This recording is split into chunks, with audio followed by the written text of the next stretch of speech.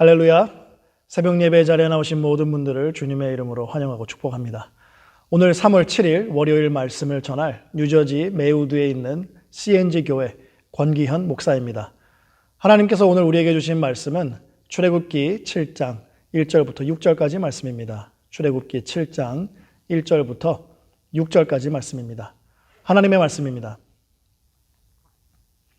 여호와께서 모세에게 이르시되 볼지어다 내가 너를 바로에게 신같이 되게 하였은즉 내 형 아론은 내 대언자가 되리니 내가 내게 명령한 바를 너는 내 형 아론에게 말하고 그는 바로에게 말하여 그에게 이스라엘 자손을 그 땅에서 내보내게 할지니라.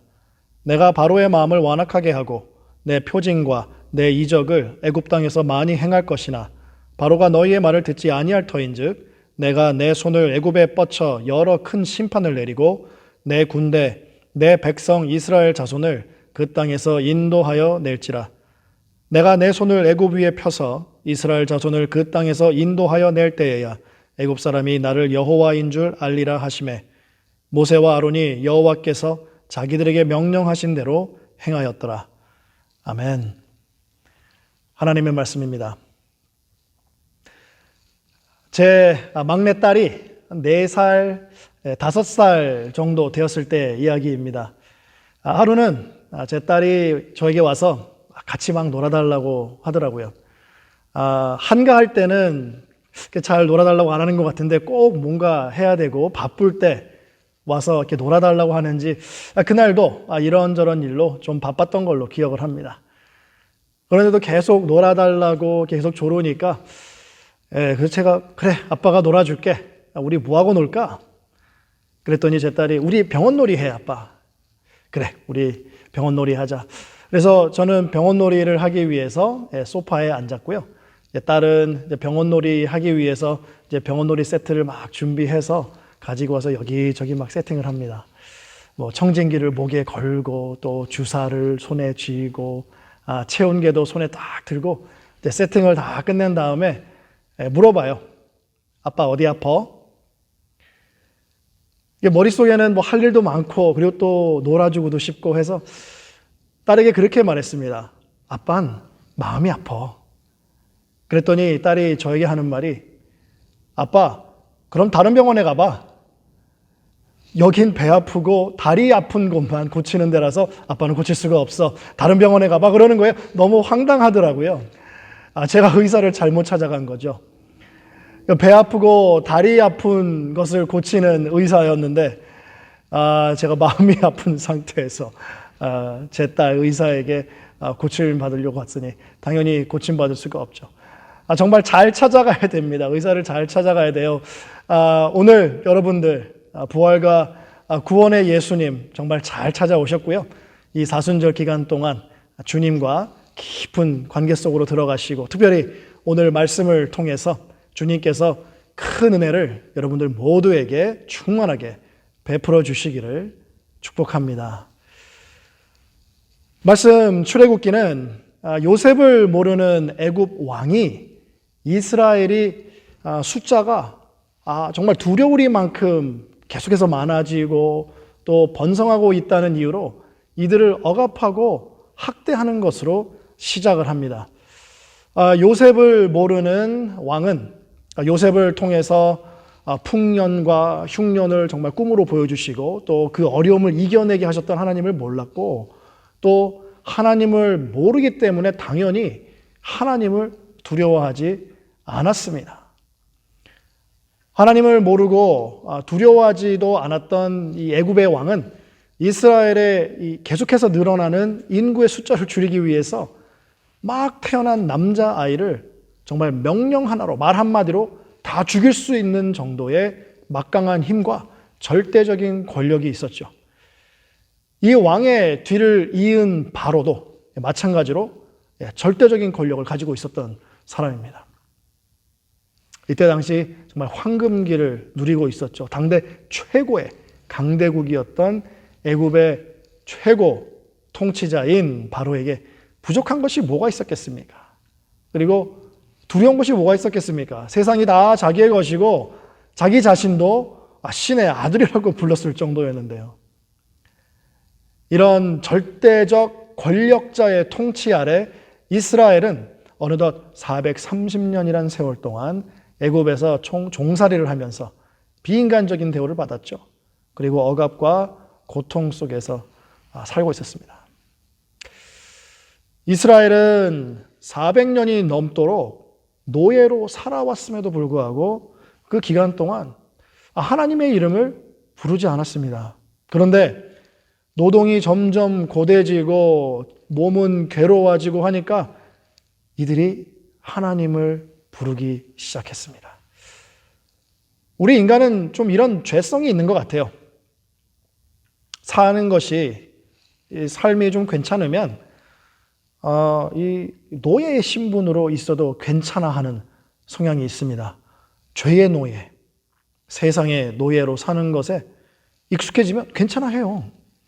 이스라엘은 400년 넘도록 노예로 살아오면서 부르짖지 않았습니다. 하나님을 찾지 않았어요. 지금이 처음인 거예요. 정말 말도 안 되는 노역과 노동 때문에 몸이 너무 고되고 힘드니까 이제야 탄식을 하면서 하나님을 찾고 또 그에게 부르짖기 시작했죠. 정말 잘 알지도 못하는 하나님께 부르짖는 이 이스라엘은 아마도 지금 지푸라기라도 붙잡고 싶은 심정으로 하나님의 이름을 부르지 않았나, 그렇게 생각이 됩니다. 이스라엘 민족은요 400년 넘게 요셉처럼 하나님을 믿고 신뢰하며 정말 따르는 사람이 없었다라는 것이 정말 가슴 아픈 일이죠. 우리가 비록 이 세상 가운데 있을지 몰라도 세상의 노예가 아닌 주님의 백성으로 살아야 되지 않겠습니까? 세상이 주는 달콤한 안락, 평화, 부귀, 영화를 쫓는 것이 아니라 주님께서 정말 매 순간마다 주시는 은혜와 축복으로 자족하기를 배우면서 하늘의 소망을 가슴에 품고 기쁘게 사시는 여러분들 다 되시기를 축복합니다. 이들이 부르짖을 때에 하나님께서는 이들의 부르짖음을 기다리셨다는 듯이 그들의 고통과 그들의 부르짖음을 정말 다 들으셨습니다. 출애굽기 2장 24절 25절 말씀을 보면요, 하나님께서 아브라함과 맺으신 언약을 기억하시고 이스라엘 자손을 돌보시고 그들을 기억하셨다라고 기록을 하고 있습니다. 정말 긴 세월이 흘렀지만 이들의 부르짖음을 들으시고 곧바로 모세를 부르셔서 이스라엘 백성을 애굽으로 데리고 나오실 계획을 펼치기 시작하시죠. 하나님께서는 모세를 리더로 세우시고 또 그의 형 아론을 대언자로 세우십니다. 오늘 말씀 7장 1절을 보게 되면 하나님께서 모세를 바로에게 신같이 되게 하셨다라고 말씀하고 있습니다. 모세는 애굽의 왕자였죠. 그래서 엄청난 권력이 있었을 법도 한데 그가 히브리 사람이었기 때문에 애굽 사람을 정말 몰래 죽여서 숨겼지만 그 사건이 들통났을 때 바로가 모세를 죽이려고 막 찾아다녔죠. 그때 모세는 미디안으로 도망갔습니다. 살인을 저지르고 도망 나와서 정말 이 무기력한 상태에서, 정말 목적을 상실한 상태에서 나이가 들어버린 모세를 하나님께서는 정말 다른 사람도 아니고 바로에게 신과 같이 되게 하셨다는 것은 정말 어떻게 보면 상상도 할 수 없는 거죠. 바로보다 훨씬 높은 위치, 훨씬 더 놀라운 능력과 힘을 더해서 모세를 세워주신 건 아니겠습니까? 세상적인 시각으로는 모세가 당연히 바로와의 비교 대상이 될 수가 없습니다. 그렇지만 하나님의 시각에서는 바로가 모세의 비교 대상이 절대로 될 수가 없는 거예요. 제 아무리 절대적인 권력을 가지고 있다 하더라도 바로는 한낱 인간일 뿐입니다. 이 인간 바로에게 하나님께서 모세를 신처럼 되게 하셨다는 것은 하나님만이 하실 수 있는 능력을 모세를 통해서 바로에게 하나님 자신을 보여주신다라는 말씀이죠. 더 나아가서는 바로가 모세에게 아무런 해코지를 할 수 없다라는 것을 말해주고 있습니다. 신처럼 될 것이라고 말씀하셨을 때 어떻게 보면 이 불타는 떨기나무에서 모세가 하나님을 처음 만났잖아요. 아마 그때가 기억났을 것 같아요. 지팡이가 뱀이 되고 손에 나병이 생기고 다시 깨끗하게 낫는 이 이적, 이것이 떠오르지 않았을까요? 하나님께서 나를 통해서 하시는 그 역사들, 이런 비슷한 능력을 보여주시겠구나. 하나님의 능력을 벌써 경험을 해보았기 때문에 어느 정도 담대함이 생겼을 거예요. 하나님을 만나면 믿음이 생기고요. 그리고 담대함이 생깁니다. 하나님을 만났던 경험을 떠올리기만 해도 믿음과 담대함이 새롭게 생겨요. 이사야서 41장 10절 말씀, 우리가 잘 아는 말씀이죠. 두려워하지 말라. 내가 너와 함께함이라. 놀라지 말라. 나는 내 하나님 됨이라. 내가 너를 굳세게 하리라. 참으로 너를 도와주리라. 참으로 나의 의로운 오른손으로 너를 붙들리라.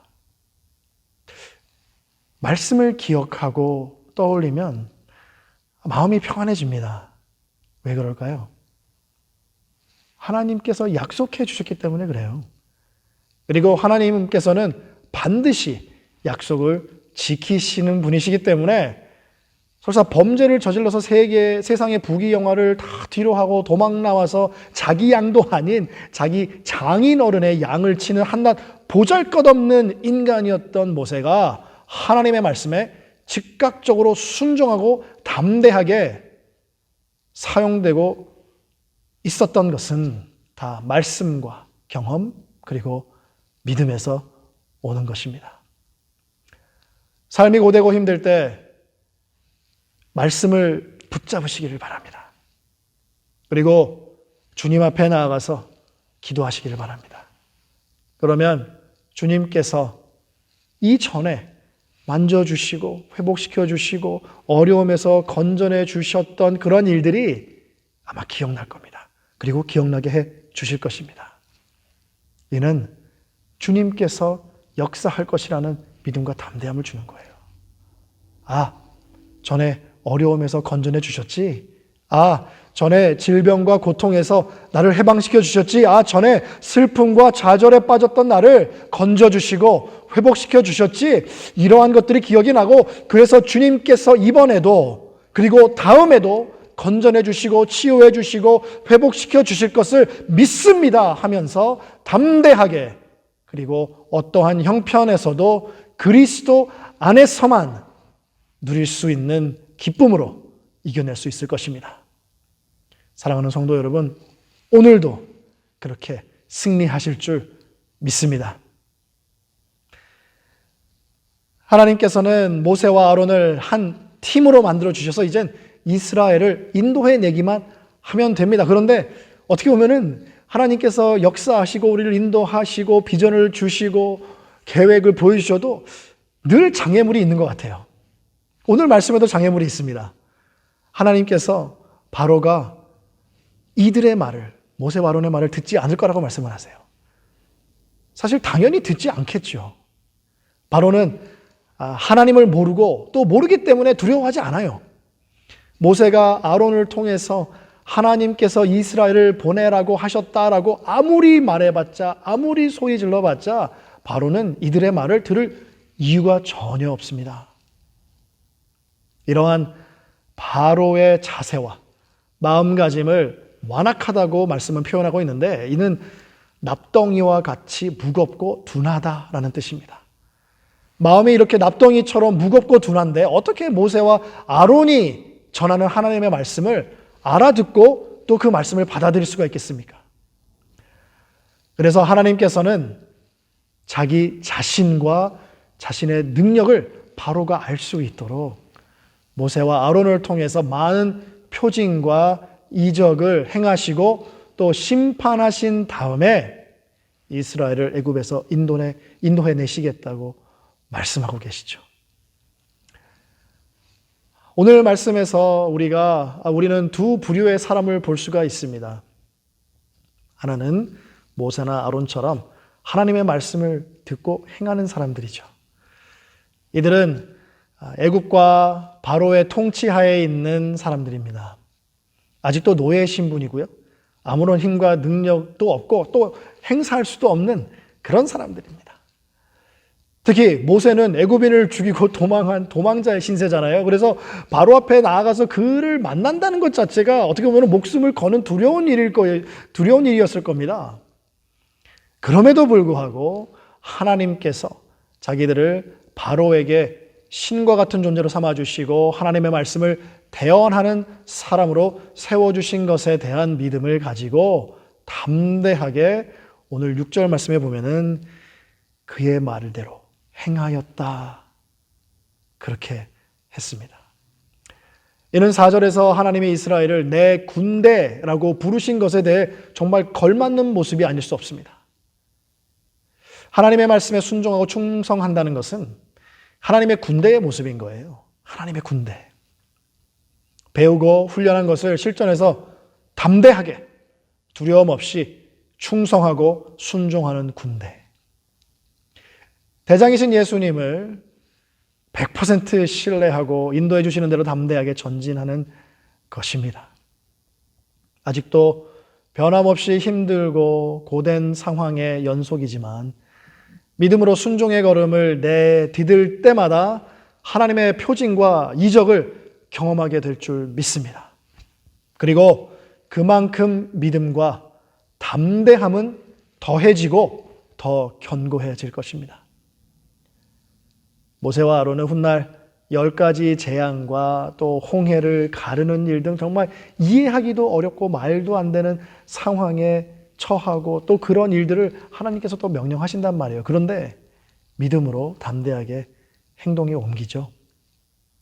그렇게 되기까지 하나님께서는 불붙은 떨기나무에서 보여주셨던 그 작은 것, 지팡이가 뱀이 되고 손에 나병이 생겼다 깨끗하게 나아지는 걸 스스로 행하게 하셨죠. 그러므로 하나님에 대한 믿음을 더해 주십니다. 믿음은요, 사랑하는 성도 여러분, 훈련입니다. 보이지 않는 것들의 실상을 경험하면서 믿음이 더해지게 되고 또 일상에서의 행함도 담대해지는 것입니다. 세상이 원하는 것이 아니라 주님이 원하시는 것을 우선순위로 두고 행하게 되는 겁니다. 모든 것이 그렇지만 믿음 생활도 첫 술에 배부를 수 없습니다. 이제 사순절 막 시작했습니다. 이제 지난주가 바로 제수요일이었죠.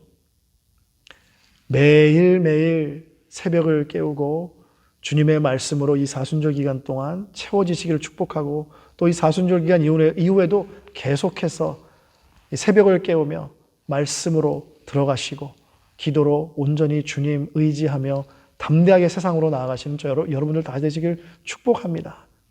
그래서 모세와 아론처럼 주님의 말씀을 믿고 붙잡고 담대하게 행함으로 주님의 능력을 경험하고 또 경험하여 점점 주님 닮아가시는 여러분들 다 되시기를 또 축복합니다.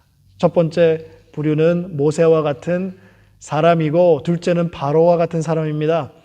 하나님의 말씀을 듣지 않거나 들어도 무시하는 사람이죠. 마음이 납덩이처럼 무겁고 둔한 사람들. 하나님의 말씀을 들었는데도 절대적 진리로 받아들이지 않는 사람들. 바로 그런 사람들입니다. 하나님께서 똑같은 표징과 이적을 행하시더라도 이들에게는 심판의 모습으로 나타납니다. 이스라엘과 애굽 사람들이 한 나라에서 한 땅에서 같이 살고 있었잖아요. 그렇지만 하나님의 표징과 이적과 그의 역사는 이스라엘에게는 축복이었지만 애굽에게는 재앙이고 심판이었죠. 비록 바로 한 사람의 결정이었지만 애굽 사람들의 분위기도 바로와 많이 다르지 않았을 것입니다. 아브라함이 소돔과 고모라에 의로운 사람 10명이 있다면 멸하지 말아달라고 애원했을 때 하나님께서 이 10명을 위해서 멸하지 않겠다고 하셨던 것처럼 하나님은 멸하는 것을 기뻐하시는 분이 아니십니다. 오히려 반대로 살려주시고 생명을 주시기를 기뻐하시고 또 좋아하시죠. 니느웨도 멸하시려다가 회개하는 걸 보시고 마음을 돌리셔서 살려주셨잖아요. 바로는 애굽의 강팍하고 완악함을 대표한 것 뿐입니다.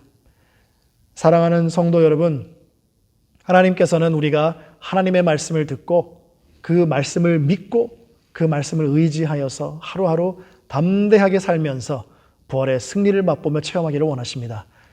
비록 삶의 어려움과 괴로운 상황이 어제 이어서 오늘도 이어진다 할지라도 낙심하지 마시고 좌절하지 마시고 주님만 부여잡으시길 부탁드립니다. 하나님께서는 우리를 그의 군대, 그의 백성, 그의 자녀로 삼아주셨고 또 단 한순간도 우리를 떠나지 아니하십니다. 오늘 하루도 주님을 믿고 담대하게 용기 있게 한 걸음 표대를 향해서 전진하시고 승리하시는 복되고 아름다운 여러분들 다 되시기를 주님의 이름으로 축복합니다. 기도하시겠습니다. 할렐루야. 아버지 하나님 감사합니다. 아버지 하나님께서 우리에게 귀한 말씀 허락해 주셨습니다. 아버지 하나님 말씀 우리가 부여잡고 오늘도 주님의 군대처럼 주님의 백성처럼 주님의 자녀처럼 오늘도 담대하게 기쁘게 표대를 향하여 주님 말씀에 순종하고 충성하며 나아가는 우리 모두가 될 수 있도록 아버지 하나님 은혜로 충만케 하시고 복의 복을 더해 주시옵소서. 이 사순절 기간 동안 주님 닮아가는 우리 모두가 되길 원하고 또 주님과 동행하는 능력 허락해 주시옵소서. 오직 주님만을 영화롭게 해드리는 우리 모두가 되길 원하며 모든 말씀 예수님의 이름으로 기도드렸사옵나이다. 아멘.